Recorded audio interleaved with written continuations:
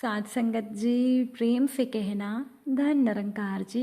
एक नई साखी के साथ स्वागत है आप सभी का आपके ही अपने चैनल पर। आज की साखी का विषय है एक गरीब महिला की सच्ची भक्ति। तो चलिए सुनते हैं आज की ये साखी। साध संगत जी, पुरानी बात है, माधव नगर में सुशीला नाम की एक बुजुर्ग महिला अपने बेटे मोहन और बहू सुधा के साथ रहती थी। सुशीला भगवान शिव की अनन्य भक्त थी। वो दिन रात भगवान शिव की पूजा आराधना में लगी रहती थी। सुशीला का बेटा मोहन खेती करता। उनकी फसल ठीक ठाक होती थी, लेकिन मोहन माँ के पास हमेशा गरीबी का रोना रोता रहता था। अब सुशीला फटी साड़ी को भी सिलाई करके पहन लिया करती थी, लेकिन कभी भी किसी बात के लिए बेटे बहू से शिकायत नहीं करती थी। सुशीला की बहू सुधा सास को देखना भी नहीं चाहती थी। ना तो अपनी सास को ठीक से खाना देती, ना ही अच्छे कपड़े पहनने को देती। एक दिन की बात है कि सुशीला भगवान शिव की पूजा कर रही थी। पूजा करने के बाद बेटे मोहन से बोली, तुम काम पर जा रहे हो तो बेटा ये प्रसाद ले लो, भगवान शिव की कृपा तुम पर हमेशा बनी रहे। तभी उनकी बहू सुधा ने कहा, हाँ हाँ, ऐसे दिन भर पूजा पाठ करते रहने से अगर सब काम बनने लग जाएं, फिर तो सब लोग पूजा ही करते रहेंगे। आपके पास तो कोई काम नहीं है सिवाय भगवान की पूजा करने के, फिर भी आपके भगवान कुछ करते नहीं हैं। आप तो बस बैठे बैठे अनाज तोड़ती हो। बहू के ताने सुनकर भी सुशीला कुछ ना बोलती। उनका बेटा मोहन भी पत्नी से कुछ नहीं कहता और चुपचाप अपने खेतों पर चला जाता। सुशीला घर में पूजा करती, फिर मंदिर में जाती। वो दिन भर शिव भक्ति में अपने आप को व्यस्त रखती थी। और इधर उनकी बहू सुधा खुद तो अच्छे पकवान बनाकर खाती, लेकिन सास को रूखा सूखा खिलाती थी, जिसकी वजह से सुशीला दिन प्रतिदिन कमज़ोर होती जा रही थी।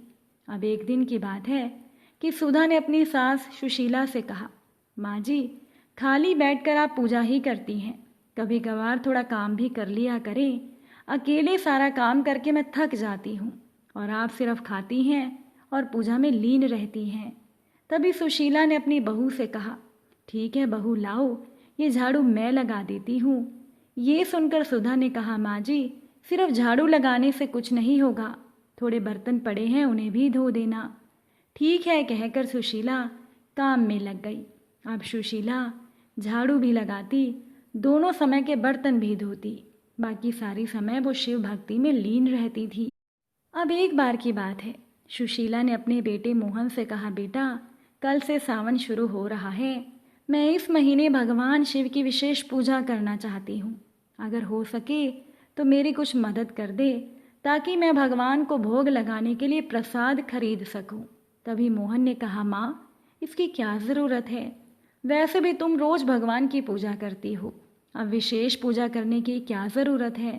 तभी सुधा बोली, माँ जी, वैसे भी इस बार खेती अच्छी नहीं हुई है, अभी पैसों की समस्या है, इसीलिए आप जिस तरह से पूजा पाठ करती हैं वैसे ही करती रहें। सुशीला ने कुछ भी नहीं बोला, वो चुपचाप वहाँ से चली आई। अब तो सुधा को अपनी सास और ज़्यादा बोझ लगने लगी थी। दूसरी तरफ भगवान शिव अपने ध्यान में लीन थे।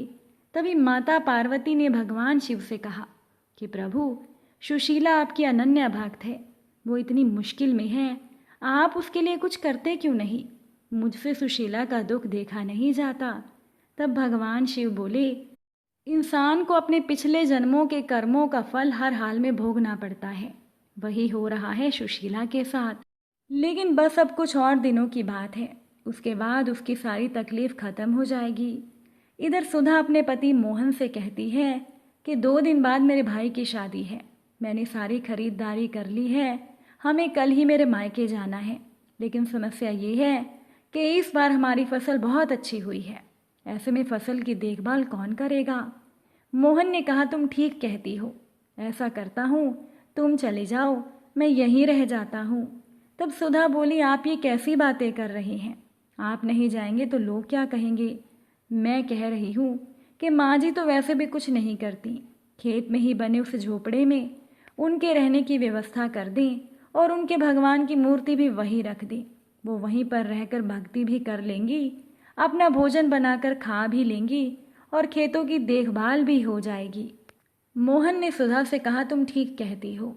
अब अगले दिन मोहन अपनी माँ को लेकर खेत पर चला जाता है। वहीं पर माँ की व्यवस्था कर देता है। इसके बाद मोहन अपने ससुराल चला जाता है। इधर सुशीला जैसे तैसे अपने दिन गुजारने लगी। अब वो शिव भक्ति में और ज़्यादा लीन रहने लगी। अब एक बार फिर से माता पार्वती ने भगवान शिव से कहा कि अब तो आप अपने उस भक्त सुशीला के लिए कुछ करिए। आप मुझसे उसकी तकलीफ नहीं देखी जाती। भगवान शिव मुस्कुराए और उन्होंने एक बूढ़े साधु का वेश धर लिया। फिर भगवान शिव सुशीला के पास पहुंच गए और सुशीला से कहने लगे, माता, मैं कई दिनों से भूखा हूँ, कुछ खाने को दे दो। आपके खेतों में चने बहुत अच्छे हैं, आप उनमें से मुझे कुछ चने दे दो, मैं वही खाकर पानी पी लूँगा। तभी सुशीला बोली, नहीं बाबा, आपको कच्चे चने मैं नहीं दे सकती। आप यहाँ बैठिए, मैं आपको चने भून कर देती हूँ।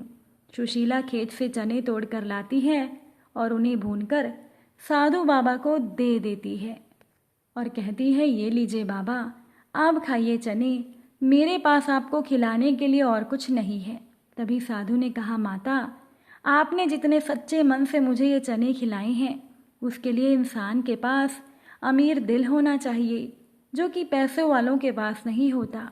ये कहने के बाद भगवान शिव अपने असली रूप में आ जाते हैं। ये देखकर सुशीला उनके चरणों में गिर जाती है और खुशी से रोती हुई कहती है, मेरे प्रभु, मुझे आपके दर्शन हो गए, मेरा जीवन धन्य हो गया। भगवान शिव ने कहा, सुशीला, मैं तुम्हारी भक्ति से बहुत खुश हूँ, मांगो तुम मुझसे क्या मांगना चाहती हो। सुशीला ने कहा, प्रभु, मुझे यहाँ पर अपना एक मंदिर बना दे, जहाँ पर मैं शांति से आपकी पूजा कर सकूँ। भगवान शिव तभी वहाँ पर एक मंदिर का निर्माण कर देते हैं और फिर अंतर ध्यान हो जाते हैं। ये खबर पूरे गांव में फैल जाती है।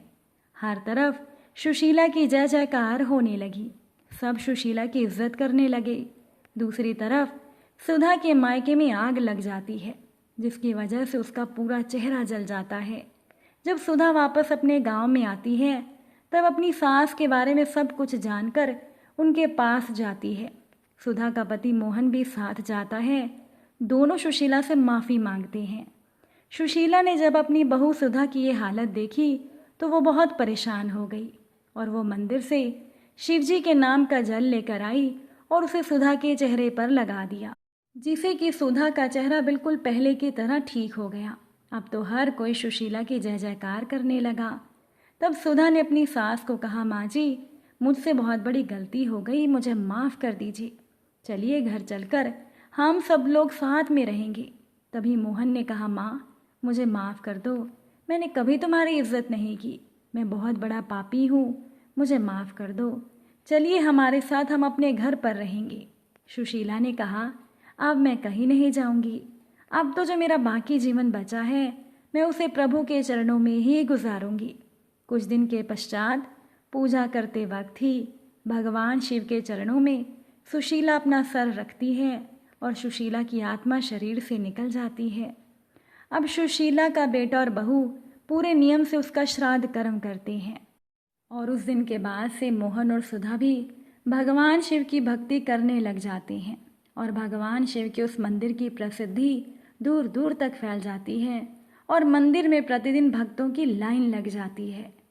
साध संगत जी, ये थी एक गरीब वृद्ध महिला की सच्ची शिव भक्ति, जिसकी भक्ति से प्रसन्न होकर भगवान ने उन्हें दर्शन दिए।